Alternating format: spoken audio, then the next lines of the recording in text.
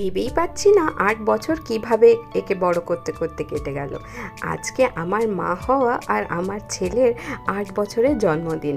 দেখা গেলে আমার আর আমার ছেলে দুজনেরই জন্মদিন। আমি মা হয়েছিলাম আর ও প্রথম পৃথিবীতে এসেছিল। আজকে ছেলের জন্মদিনে সকালেই জিজ্ঞাসা করলাম, কী খাবি রে? সঙ্গে সঙ্গে উত্তর, মা আমাকে আজকে আলু পোস্ত বানিয়ে দেবে।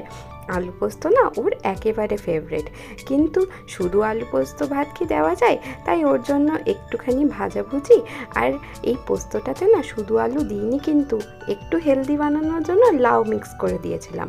আর জন্মদিনের দিন বাঙালি বাড়িতে মাছ হবে না তাই কি হয়? তাই মাছ, ভাত, লাউ আলু পোস্ত, পটল ভাজা আর একটুখানি পেঁপে ভাজা দিয়ে আজকে ওকে খেতে দিলাম। ও তো খাবার দেখে যত না খুশি হয়েছে তার দ্বিগুণ মনে হচ্ছে যেন কনফিউজ হয়ে গেছে। এত কম ভাত আছে, এত কিছু।